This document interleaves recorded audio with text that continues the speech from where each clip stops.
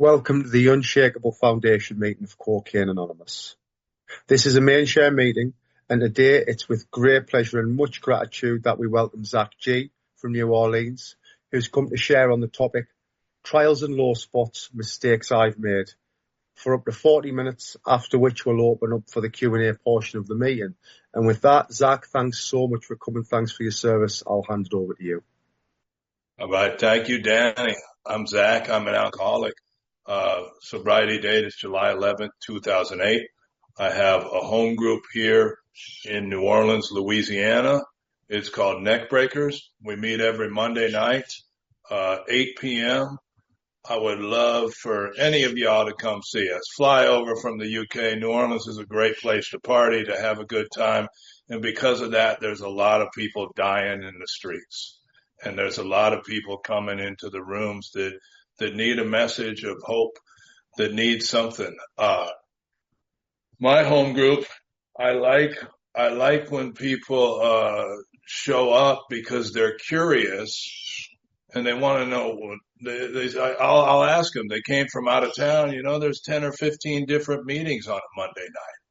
I'll say, why did you choose Neck Breakers? And they say, well, I just had to see what the hell. Why would somebody call a group Neck Breakers?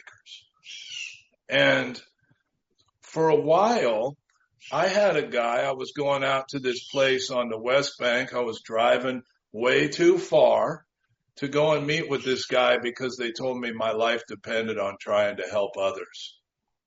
And so I'd drive out to meet this guy and I'd read through the big book with him. And we started getting through the work, and then I'd bring him to my home group, Neck Breakers, a few months after it started.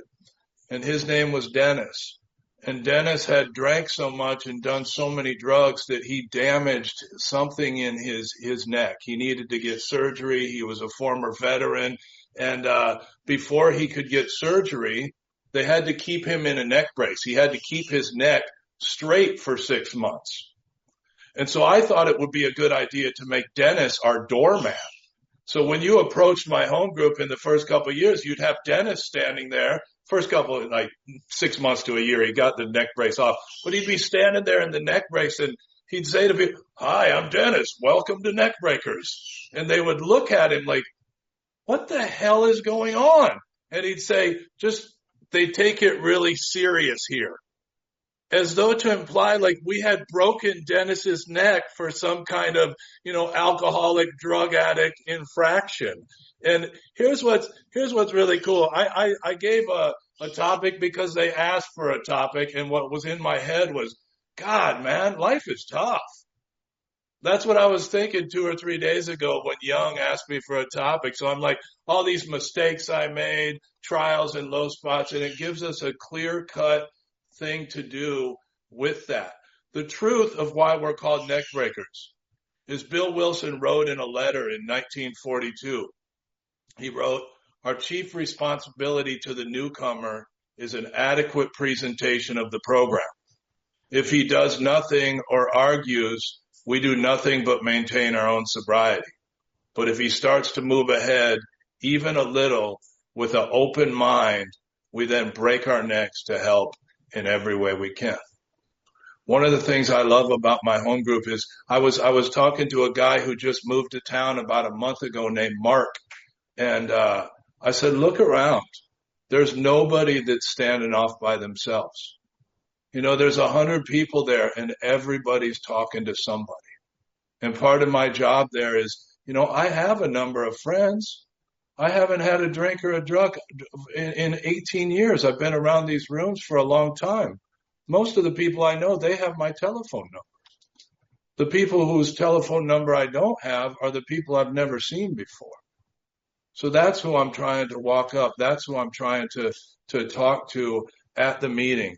I wanted to look up Unshakeable Foundation because I was sure it was in the big book, and I searched it and I couldn't find Unshakeable Foundation. And then I thought, you know what? It's probably Unbreakable Foundation.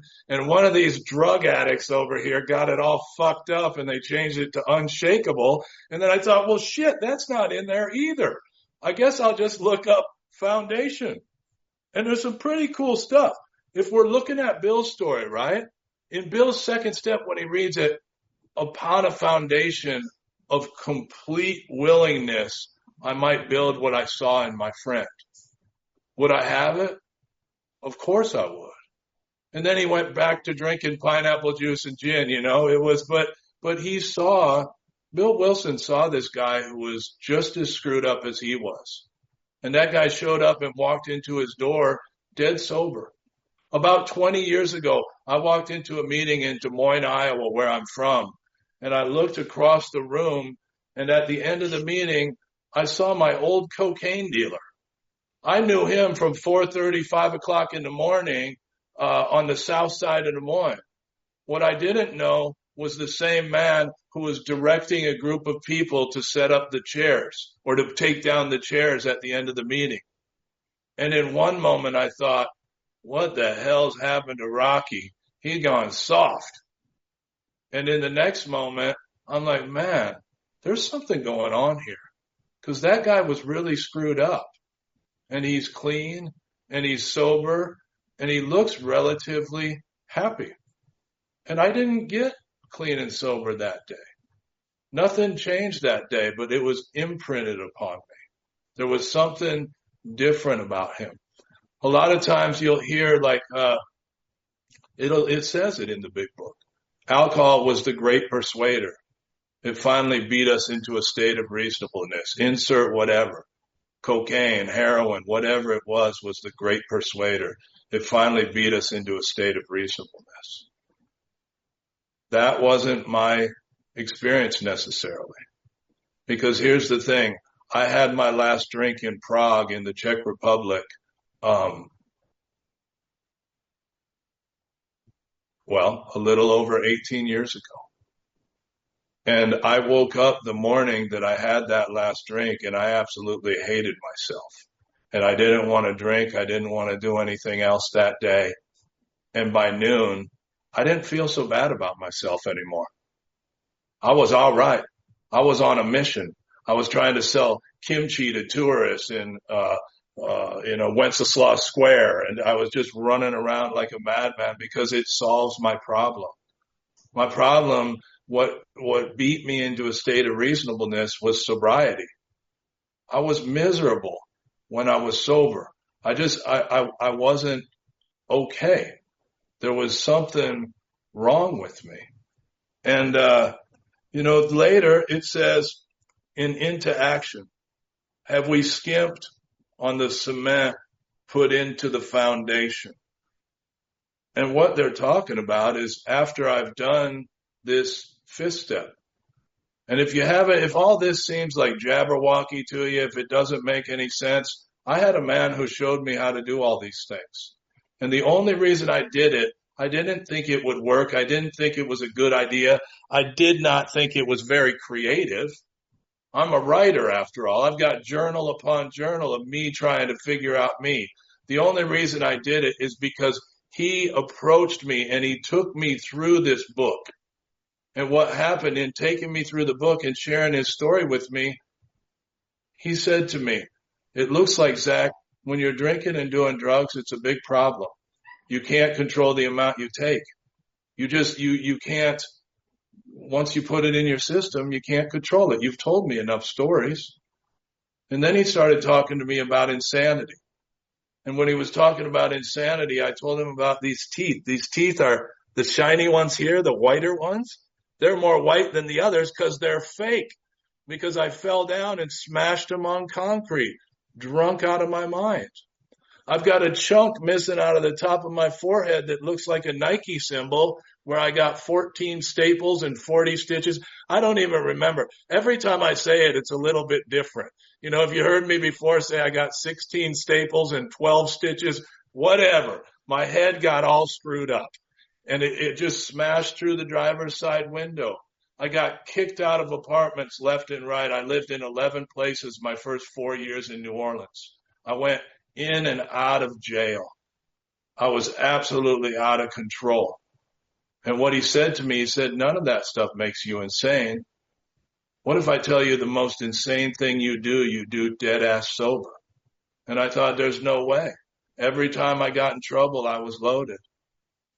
And he said, what about when you're sober? When you're sober for 4 days or 4 weeks or 4 months, you got nothing in your system and you pick up. Looking at your past history, that's pretty damn insane. And I had to agree it was. And I kept going through the book with this man, and I worked some steps. I made some amends to some kids. I was a teacher over in Prague. Y'all would have loved me, man. Here's how I taught. I woke up. Well, sometimes I was still awake, but so I either came to or I was still awake, and I'd show up at the school, and I'd get to the classroom, and the first 2 classes were down in a basement classroom. They were the same class, but for the first 2 periods, and I didn't know how to work the computer and the projector or any of that, so I'd have one of the kids put on a movie, and then I would sleep, and an hour and a half later, one of the kids would wake me up, and I'd go to 3rd period, and I'd grab them, and we'd go down to the river, and we'd play hacky sack, and we'd smoke a little weed. And I didn't want to be a bad influence because, these are students. I want to be a good influence on these students. So I never would give them any of my weed. When I was getting high with them, I'd smoke their weed, but I didn't give them any of my weed. So I was at least good in that manner. And then after that, I'd tell them, hey, go and grab the 4th period class. Tell them to meet us over at the bar. By that time, it's about 10:30, 11 in the morning. I'm feeling kind of thirsty. So now I start drinking, and I'm drinking with the kids, and my day would end at the bar with the last couple of classes. Here's what's insane. I couldn't show up for that job anymore. And what would happen is the kids would vouch for me. The kids would, the director of the school would come into the classroom, and they'd say, where's Mr. George? And they say, oh, he just went to the bathroom real quick. And that worked until it didn't work anymore. And I got fired. And I went and I eventually made amends to that boss. And I, quote unquote, made amends to those kids. How do you make amends to a bunch of students who think you're cool? Who I'm going snowboarding with 18-year-olds and getting high with them. I mean, this is who their parents are putting them in front of me. And so I go to Matt and I start going through this work and I get to understand the insanity of what's wrong with me. And it's a lot bigger than what happens after I put something in my system. Because I thought I'd come in and out of these meetings for years and I just didn't try hard enough. And it wasn't a program of trying. If it was a program of trying, jail and treatment centers and all these places would produce winners. People would come out just healed. But I came out a lot sicker and a lot more desperate and just wanting to feel special. It's all I ever wanted my whole life is to feel special. And I'd walk around these meetings and there were certain people that seemed kind of special. So I'd say what they said. I'd go to the noon meeting. And then I'd look around at the 6 p.m. meeting, see if there was anybody from the noon meeting, and then I'd say shit from the noon meeting at the 6 p.m. meeting as though it was mine. I still do that times now. If you hear me say something today in the next 26 minutes and you heard some guy on a speaker tape say it, I probably did too. And so when you hear some stuff like that, here's how you have to do it. You have to say, we'll just say James because he's right in front of me. James F., I was at a meeting and James F. said, and I quote James. And then the second time I say it, I say, I once heard from a wise man in the program. And then the third time, it just becomes mine. It's just mine. All right? So it's mine now. But there is maybe a point to some of this. The fact that what happens when I listen to somebody else tell them their story, my insanity relates with their insanity. In the foreword, it says, we hope in reading these personal stories, you will stop and say, yes, that happened to me. Well, what happens to all of us? You read it in your what is a CA member. At some point, we find we can't stop. Once I have something in me, I can't control it. I can't control and enjoy. What else happens to me? When I'm stopped, when I'm dead ass, nothing in my system, I can't stop going back to it. My first sponsor said to me, Zach, I got good news and bad news for you. When you're drinking, it's a big problem because physically you can't control the amount you take.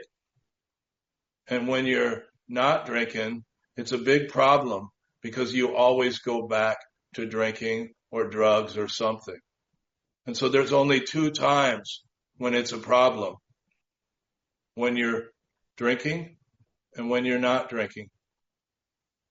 And if you're any good at math, that's always. And I said, man, what's the bad news? And he said, Zach, the bad news is you're fucked. And I thought, well, what's the good news? And he said, the good news is you're fucked. And if you believe this, you've got a shot. And I'll tell you here today, if you just walked in here and you don't know what the hell's going on, why this guy talking has so much shit in the background and why he keeps saying words and there's a line in the big book that says, I threw up my hands in doubt and said, I don't know. And that's what finally it feels like happened. I woke up, I'm picking chunks out of the drain of my own vomit. The shower's hitting my back. I'm cold and I'm sweaty and shaky. And I'm like, what the hell's wrong with me? And that was the beginning. And stuff like that had happened multiple times. And so, Matt starts getting me through this work and I start to see some truth. I write down some resentments. And in doing this, the part that I was reading that said we tried to make mortar out of sand. I'd done a fourth and fifth step before. I did it 10 years before that. But I held on to some stuff. I held on to some sexual things that I didn't want to admit. And everybody's got stuff like this. It's, sometimes it's sexual. Sometimes it's criminal. Sometimes it's both at the same time. And you don't have to worry about trying to figure out what it is.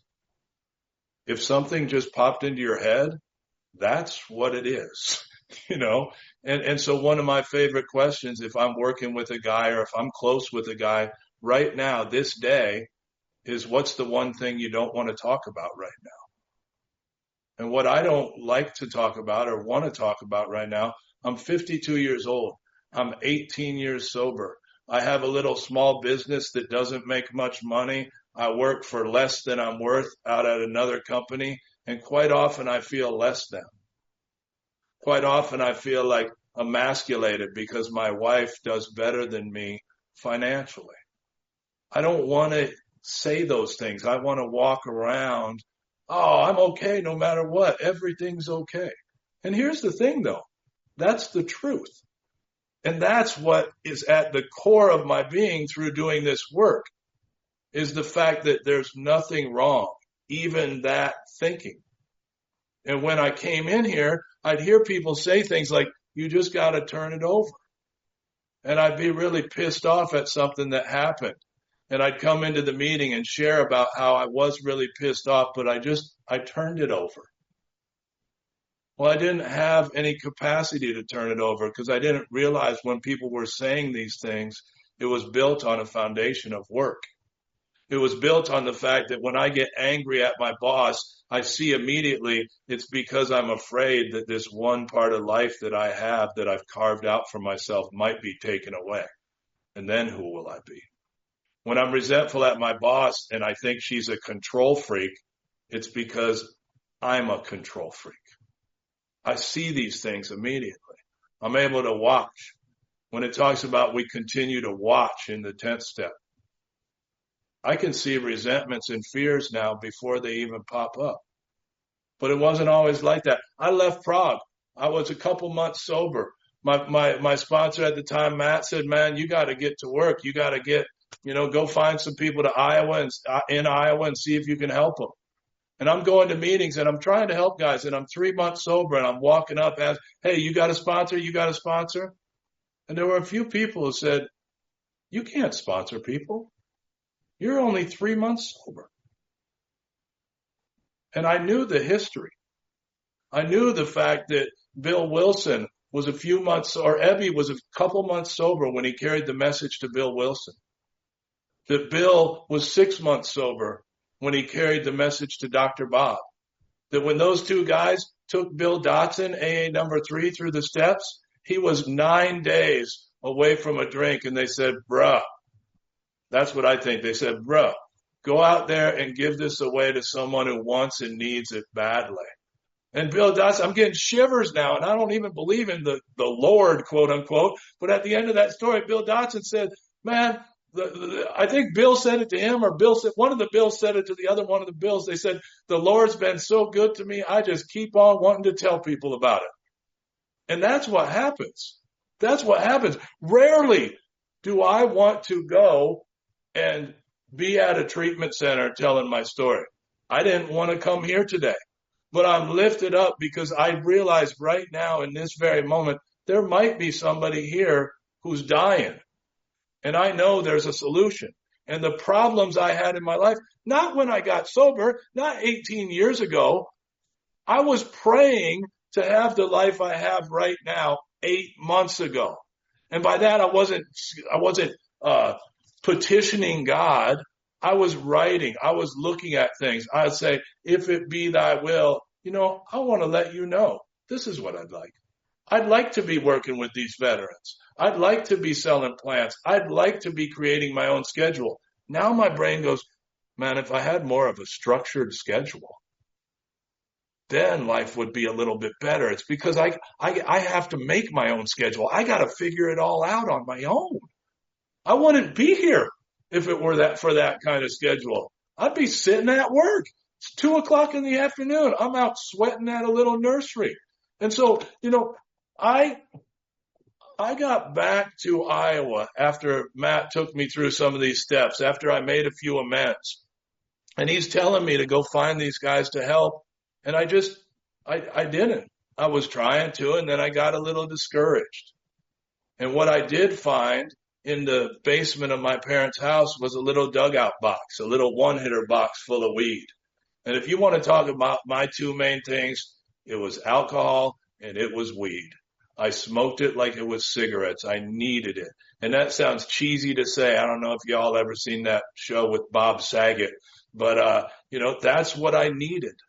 I needed something to get through the day.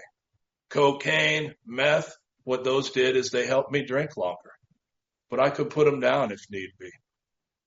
If you're not able to put those things down, find somebody else who could not put those things down. I've had recently struggles with sugar, right? I'm not going and talking to a gambler about my sugar problem. I'm talking to some other people who have had some issues with sugar. So I get back to the United States, I find that dugout box, and I'm like, don't do it. Don't smoke it. Don't. Next thing you know, I'm sucking on that little one-hitter. And after 3 days, I'm losing my mind, and I'm out of the weed, and I'm scraping that one-hitter through the little, with a hanger. And so the last thing I got loaded on, I'm taking a knife and taking the resin off of that hanger, scraping that onto a Frisbee golf disc, and then scraping it off of there, putting it back in the hanger. So I'm smoking resin, paint, metal shavings, and plastic. And I want to think I was just a bohemian artist. I just needed to be loaded to be okay. And I didn't have that answer. And I got back down to New Orleans, and I ran into a group of guys. My buddy Sean here, I saw him baking bread just a minute ago on camera. He's distracting me with his bread baking skills. But we can do anything on earth. We can make bread. We can grow plants. We're free. Like, we get to do whatever the hell we want, as long as we don't harm anybody. And so, these guys are talking about sponsorship. But they're talking about it different than what I'd heard before. They're talking about, before I'd heard get a sponsor, call your sponsor. If you're going to get loaded, pick up the phone. Well, let's think back. Where did that whole pick up the phone come from? Bill Wilson's in the Mayflower Hotel. He's about to drink. He's been trying to help drunks all over New York City, and none of them are staying sober. And he goes home to his wife and he says, "Baby," he said, "I've been trying to help all these drunks and nobody's staying sober. It's pointless. Why am I doing this?" And she looked right at him and she said, "You're sober." And he had the realization that his very attempt to help other people are what helped him. Man, my first few months, I have no idea what the hell I was doing. I just reading books with guys, taking them through the work, pretending I knew shit I didn't know. But it's like my great grand sponsor says, I'll quote him, JS says, his sponsor said to him, "Look, Jay, if they ask you for help, if somebody's sick enough to ask you for help, you can't hurt them. Anything you're going to have them do is better than what they were planning." And so I believed this and I dove in head first and I started sponsoring guys and I was on fire. And I realized I'm driving down the street and shit's happening where I missed some classes at school. I feel like a loser. And never was the thought of drinking there. Never was the thought of getting high there. But I'd still call my sponsor and I'd complain, or I'd call other guys and complain. And my sponsor would say, "Hey man, look, it's 2:30. There's a meeting at the Boulevard Club at 3:00. Why don't you go see if there's somebody you can help?" And I'm like, "Bro, I missed class this morning and I feel like if I miss one more class, I'm going to get a C, and I don't want to get a C because I want to get," he'd say, "It's 2:35 now. There's a meeting at the Boulevard Club at 3:00. Why don't you go see if there's somebody you can help?" Which leads me to, I forgot I was doing this. The next foundation, helping others. I didn't even know I was going to do that. That's pretty cool how that worked. Helping others is the foundation stone of your recovery. Well, what's a foundation stone? I think it's the first stone that's laid, yeah? And you can have guys take you through the keystone and the capstone and all the different stones and, go through and put it into place and all this. But here's the thing. My life has never been the same since I was a couple months sober sponsoring other guys. There's another guy on here. There's another guy on here who, when I met him, I was at a meeting and I was telling my story. And I have a feeling kind of, because I feel like men do this more than women, but what a woman feels like when you're like looking across the room and some kind of creepy guy's walking toward you and you're like, "Oh shit, I got to get out of here. He's going to ask me to go out." Right? This is what I felt like Brian, like when he's coming over, he's got black fingernails, like a pentagram necklace, and he's walking over closer to me and we start talking. "Hey bro, I really liked what you said. It reminded me of this book that," I don't know what he said. And then he told me that he was going to be a professional snowboarder or play baseball in college. And none of this shit was true, right? Nothing he told me was true. And then he asked me if I'd sponsor him. And I'd go and I'd pick that dude up and I'd bring him to my home group and we'd read the big book along the way. And I'd take him to Walmart with me. And I watched him walk through the steps. And I got to see him go from this 25-year-old child into a man. A few months sober, he called me and he said, "Hey, I think I'm in love." And I'm like, "Oh God, who's the lucky girl?" And he said, it's my manager at work at Borders Books. And I'm like, "Oh Jesus." Well, I said, "That's wonderful. Congratulations." And then what I said afterward, about 3 months after that, he called and he said, "Hey, we're pregnant." And I don't remember this. This had to be God. I said, "You're going to make a good dad," or something to that effect, right? He can tell you exactly what I said, but I said something kind.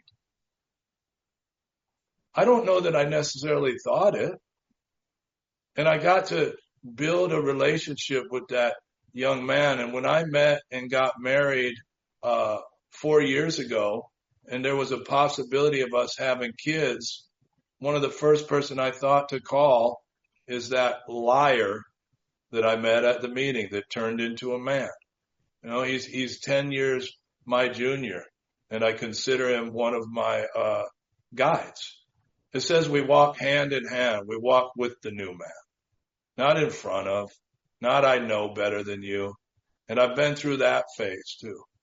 I think you have to go through it. I think you have to go through, you're the only one doing it right. Otherwise, just you miss something. And I've been through that. Here's something else from the family afterward. It says, we think Dad will be on a firmer foundation than the man. I just got it here. Like I've searched it on my phone right before the meeting. But I remember this from reading, right? And what they're talking about there is money. They're talking about Dad may go one of two ways. He may just chase after money and go for the money. And though it may first look good for the family, we think the man who puts spirituality ahead of money will be on a much firmer foundation. Now, I just feel like, God damn, I've been putting spirituality ahead of money for a long time. I'd like some more money, right? But think about the miracle of this. If y'all have been around here a little bit, or if you haven't, maybe you're in a treatment center, maybe you're sitting there right now, and they're like, you can either, play spades or go to this meeting, and your sponsor said you got to go to the meeting instead of play spades. I don't know why you're here, but you're in that place. I've met enough guys in those places. Their first thought is never, it's usually like this. When I get out of here, I got to try to get that job back. That was good money. Or I got to get her back, or him. I got to figure it all out. Bill Wilson was sitting in the hospital, and he had this sort of white light experience. And the thought came to him, there must be thousands of others out there who are just like me. Maybe I can help some of them. That's the absolute power. I got 7 minutes. Don't tell Young that I didn't talk about the topic. But maybe I did. We'll say, what was it? Mistakes I made? I think I told you all a bunch of mistakes, and work and self-sacrifice for others. That's good. We covered some of that. I want to tell you as we close about my absolutely beautiful, amazing wife, who people say, man, you really outkicked the coverage, or you're out of your league, or they say shit like that. I'm like, no, I'm not. You don't know me. I'm a catch. But deep inside, what I really think is, I outkicked my coverage. I'm out of my league. How the hell did this happen? And it's only God. All this is only God. But I don't trust. Right? It says in the 11th step, it says we constantly remind ourselves we're no longer running the show. Before this meeting, I wanted to sit and get quiet and get with God, but there were all these weeds that that was more important. So I pulled all the weeds, right? I didn't constantly I fall short. But I think that helps the new man a lot more than, well, God damn it, where's your 11th step? You didn't write it the last 2 nights. What the hell's wrong with you? Oh, really? Perfect me is going to tell the brand new guy that? It doesn't say that.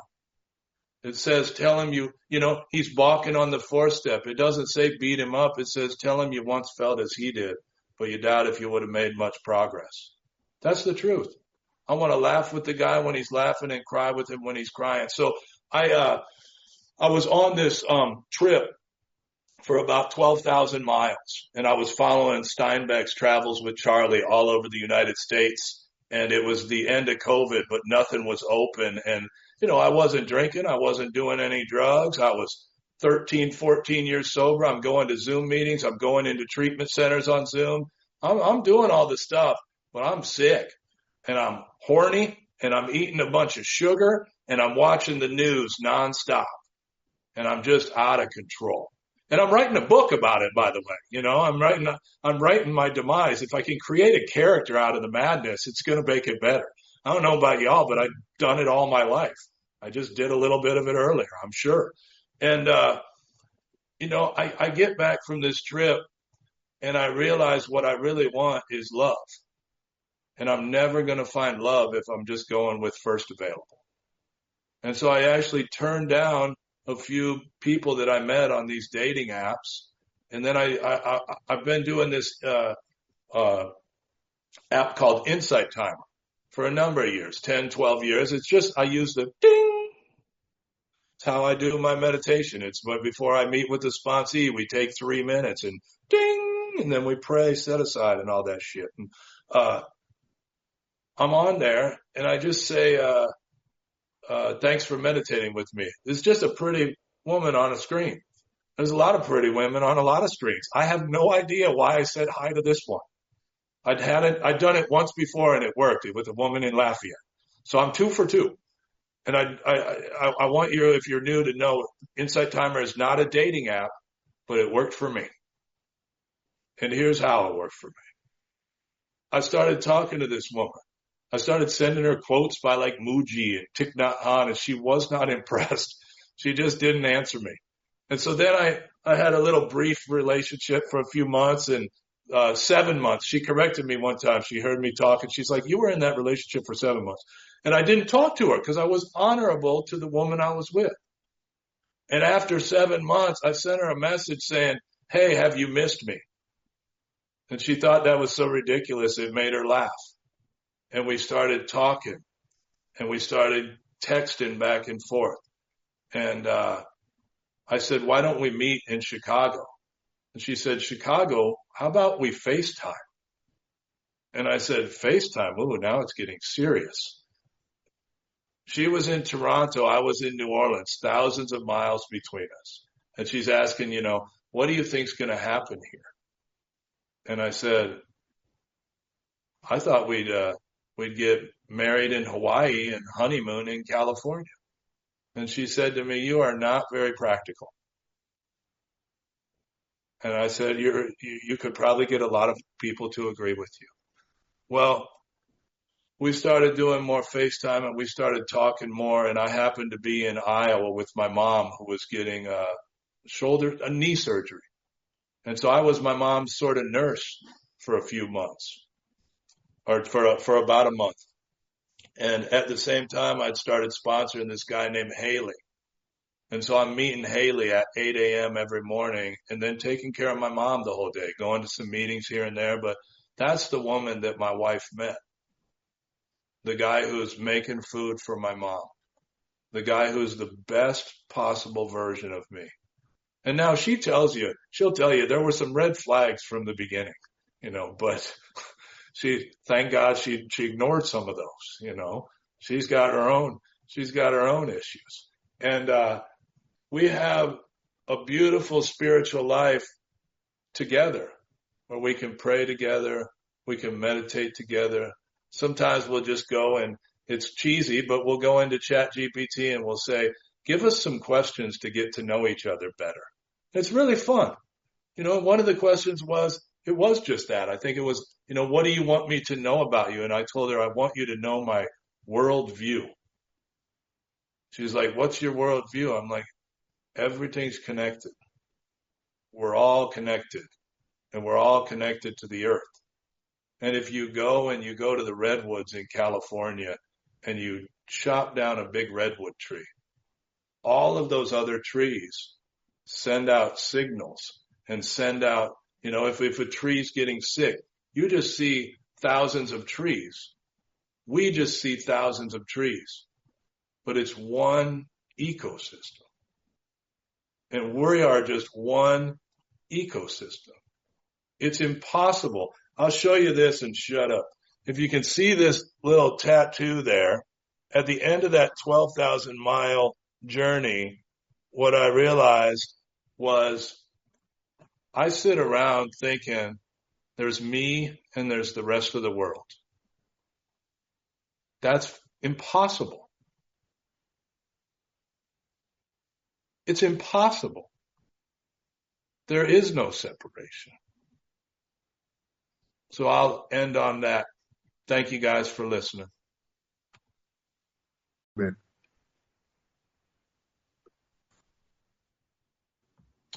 Hiya, Ollie Addicts. Thank you very much, Zach. I also grow plants and look after the earth as much as I can. I have a question about. I don't like to admit it, but choose discomfort over resentment, and I am going through that point of thinking I know better than quite a lot of people, and it's uncomfortable. And I wonder. You mentioned that. So how did you get through to the other side? Yeah, that's my question. Thank you, Ollie. First, you're doing better than me if you know more than a lot of people, because a lot of people is less than everyone. I know more than everyone in my worst days, you know. It's so I don't know where anybody's at, but inventory showed me the truth of a lot of things. The truth of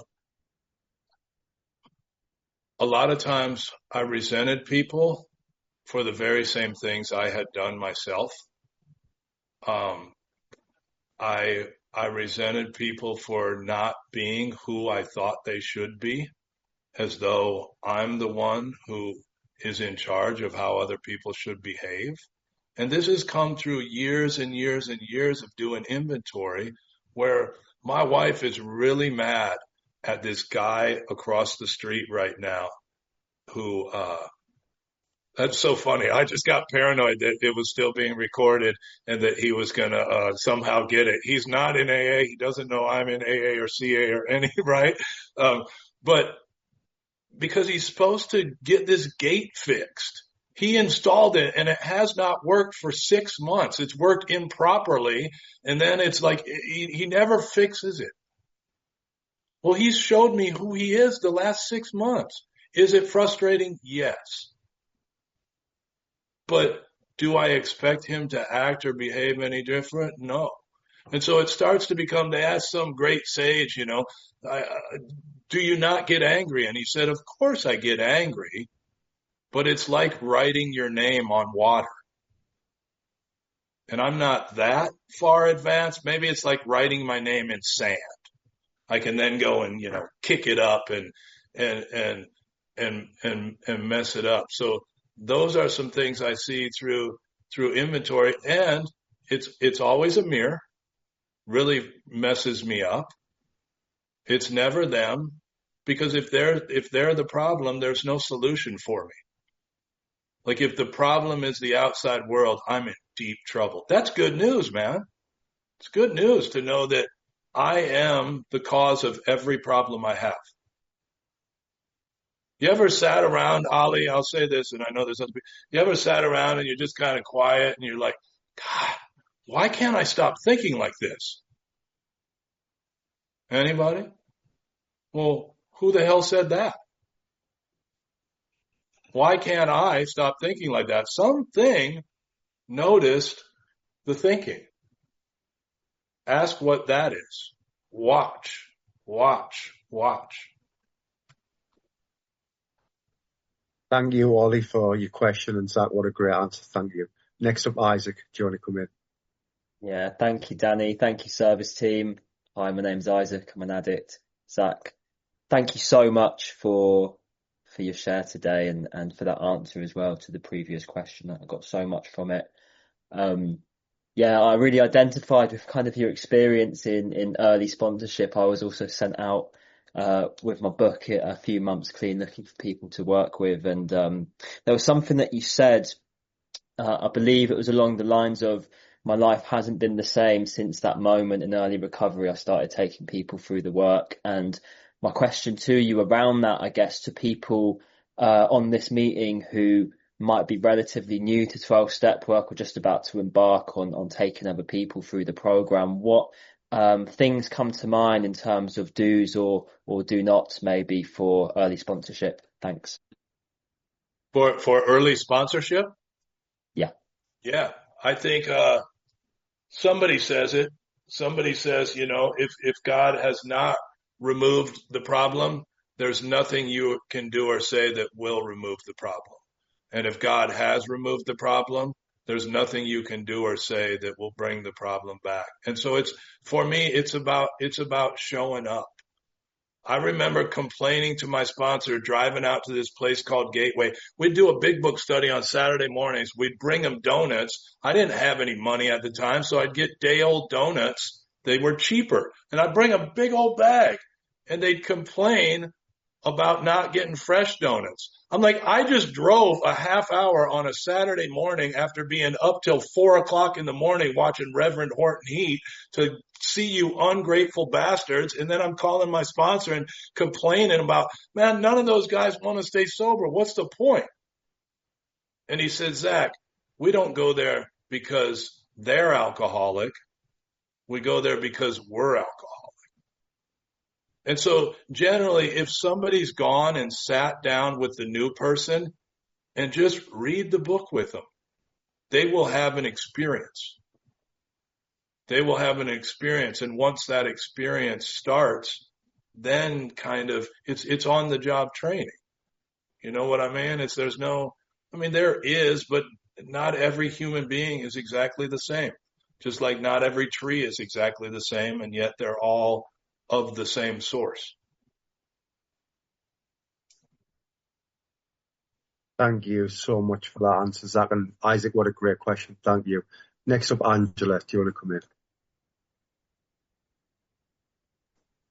Thank you very much, Danny, and everybody else. And thank you, Zach, as per usual. Love listening to you. I think the first time I heard it and you were on about your head, I think you had 12 stitches, I think it was, the first time. So, it's roundabout, isn't it? It's near enough.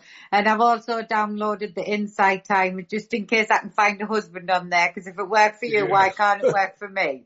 Anyway, So my question is, as you, over the years, because I often look at my journey over the years and I see how that spiritual journey changes.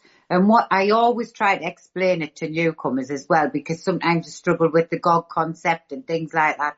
And I often try to explain this spiritual journey. How would you say your spiritual journey's changed over the years?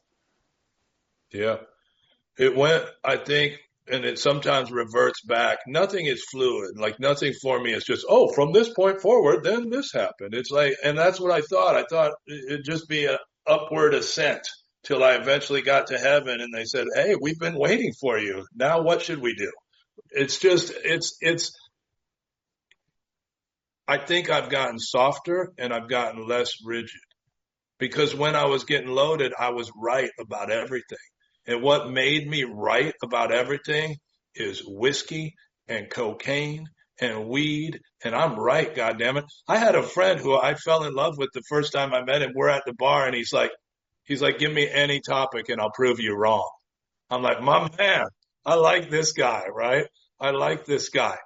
And so then I come in and I work the steps and I get connected to this power, and I use the power and the spirit to be right.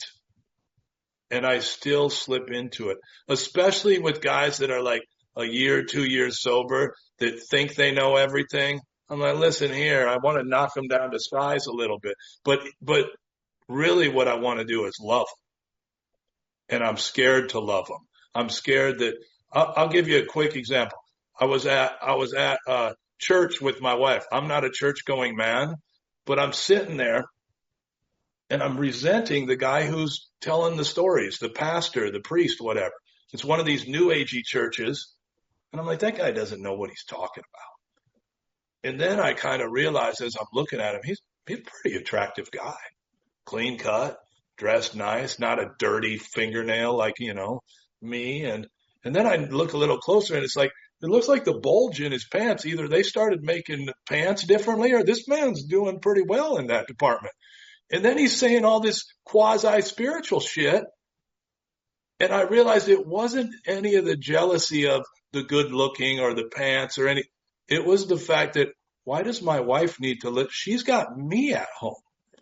Probably the most spiritual guy she could talk to. And that's a good thing, I think, to have that, right? To want to be spiritual. That's a good thing. And to laugh at those times when I'm absolutely not spiritual. Thank you, Zach, for that answer. And Angelo, what a great question. Last up, but certainly not least, Gemma, would you like to come in with your question? Hiya, I'm just on day 2 and I was just wondering, how did you get through the first few weeks? Because I'm struggling. Yeah, the first few weeks suck. It really sucks. I was around a lot of meetings. I was in Prague, like I said. I went to they had a noon meeting. They had a 7 p.m. meeting, I think it was. And I'd go to both of those and I just follow people around. Like, y'all going to fellowship? Nobody's going to fellowship? Come on, man. Let's go. Let's go. And I read every piece of literature. I mean, I've read all these grapevines. Now, hell, you could go to meetings 24 hours a day. But I also feel really lucky that I had a man, because I'd been to lots of meetings before. I had a man who came to me and said, Zach, look, this is the fellowship. Right here, we're engaging in the fellowship. But we have 3 parts of this deal. And everything we do leads to one person sitting across from another person and taking them through the work. Somebody who has recovered took me, who was unrecovered, through the work. And that was the first time that happened.